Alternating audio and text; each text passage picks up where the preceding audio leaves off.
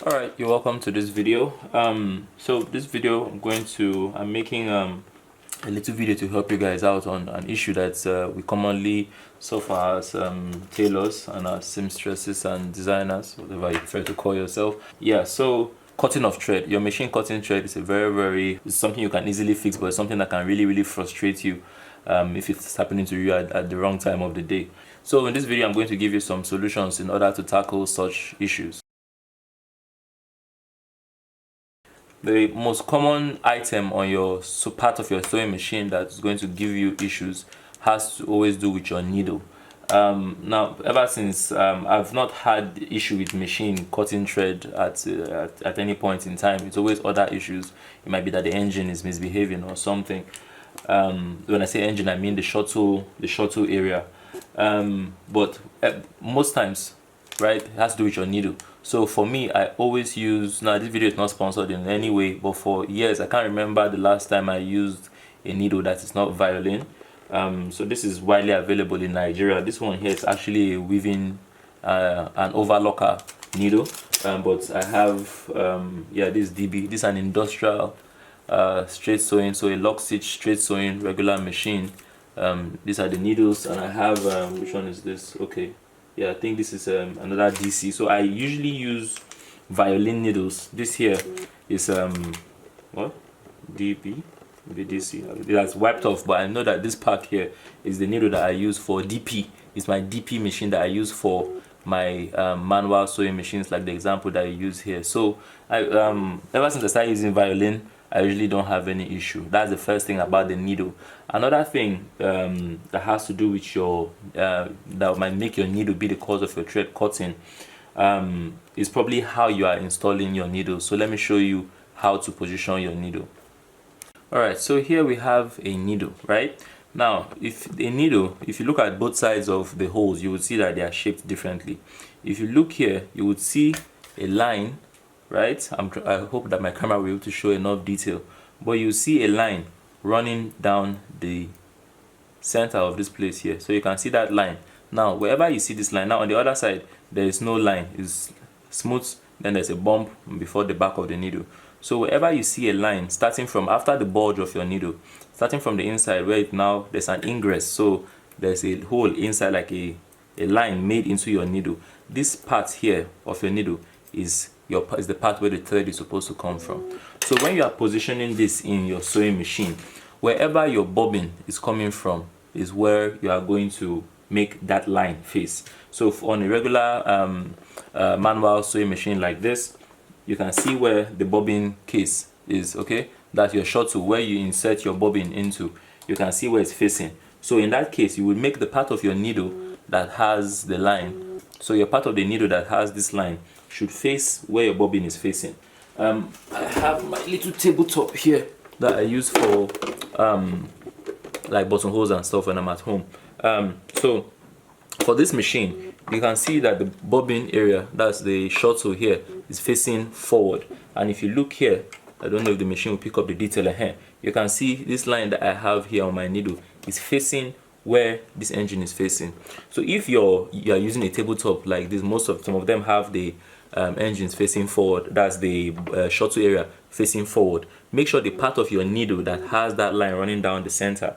Okay, so in this case where the engine is facing forward, right, where the shuttle is facing forward, my needle, the part of my needle that has that line inside the needle is going to face forward. If this shuttle was facing this other way, my needle would face that direction. So fixing your needle facing the wrong place can be a big issue, because a lot of times beginners always have their needles facing the wrong way. So you see a needle with the wrong side facing forward. So when you're done threading, you'll be threading into the wrong place. That can make your needle that can make your thread to cut because the needle was not placed optimally.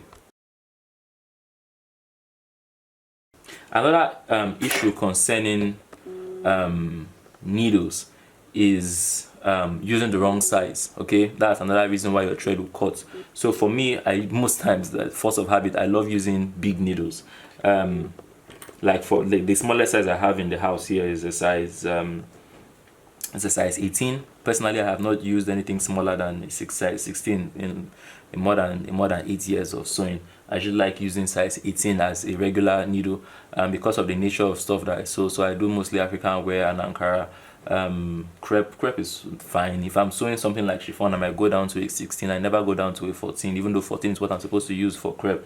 But that's just me personally. I'm just telling you guys what I do. But most times using a needle that is too small, so you cannot say you want to use a size 14 to sew, or a size 16, and you are starting to add interfacing to your fabric, you are starting to add interfacing to your lining, you are adding fabric and lining interfacing on both sides, a little padding and all of that. The needle will not be able to cope, and because the side of the needle cannot cope, either you'll be breaking needles, your needles will be snapping, or your thread will be cutting and going to frustrate you.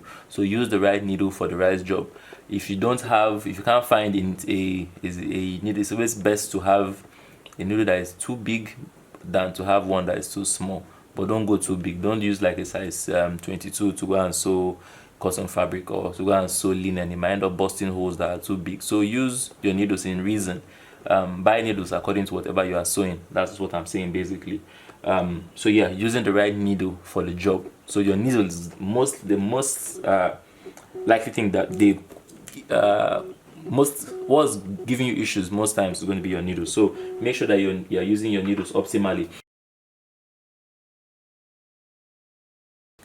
The next cause of what might be giving you issues with making your thread to cut, if your needle is not the issue, is this guy here. Okay, so this plate here. Now this is the plate that sits and covers your feed dog. This is what covers the top part of your machine. Now over time, you are going to break some needles, and every time you break a needle, or the thread drags on the needle and the needle doesn't go smoothly through the hole like it's supposed to, what will happen is that over time you would have needles hitting the hole that they're supposed to pass through. So you see this hole, this is where the needle passes through all of the time. So whenever your thread breaks or your needle breaks, and your needle bends, it hits this hole in the wrong way, and over time you will see that, matter of fact, sometimes this sometimes can break completely, or the hole in the middle now becomes too sharp. And what happens is, whenever your thread is supposed to go through here smoothly and your thread touches this at any angle, because of as it's hitting it is making this place here to become sharp and jagged. Whenever your thread passes through here, this here might also be a cause. This is what can make your needle snap. So if you are sure that your needle is okay, this here is most likely the next problem that you might be having if you are using a manual. But even if you are using an industrial machine, I've had this fail on industrial machines as well. So this could be another cause of what's cutting your thread. Okay, so yeah, but this is a bit unlikely, but this could also contribute. If everything on your machine is okay and you're noticing that, take a look at that feed at the plates, you might notice that that's what's snapping your thread. Now for the last one. Now another thing that might be making your machine to cut, making your thread snap, would be the amount of tension that you are using. So on whatever machine that you are using, there's going to be a knob here for you to adjust how loose and how tight you want this to be. In a previous video, I think my last video concerning sewing machines, I had given a tip on how I go about tightening my tension. Yeah, so if this here is too tight, your thread is going to snap. You want it to have a little resistance. So like I said in the other video, when setting my tension, whether you're using a straight sewing industrial machine, a lock stitch, or if you're using something like this, for a good measure, for a good tip on how to tighten your tension, what I do is you lock this up completely, and your thread, until your thread is not moving anymore, then you're going to align your thumb with the hole that you have here, and you're going to make 2 full turns. Okay, so 1, 2. That's a good place to start from in terms of setting your tension. That is just going to be, that will give you a tension, the tension that will create on your thread should be just enough for, yeah, whatever you want to sew. So lock everything all the way down, go back 2 turns, and that should be fine.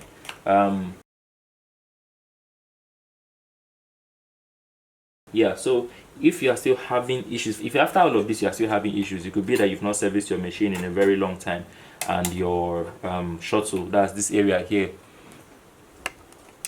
sorry, It could be that you've not serviced your machine. If you're still having issues, it could be that your machine has not been serviced in a long time, and your shuttle area, now shuttle, that's the area where your bobbin sits inside, is out of alignment or it's out of whack. So if after all of this your thread is still cutting, yeah, I think you might need to take a look at inside there, but most likely that's not the cause of why your thread is cutting. So check on all of that: your needle, your plates, and your tension. These are the 3 things that can cause you issues. If after doing all of this and your machine is freshly newly serviced and everything is good, it's not working, I suggest that you pay a visit to your village. It might be a long time since you went back home. You should go and greet some old people, good morning, good afternoon. That might just solve the issue if all of these don't.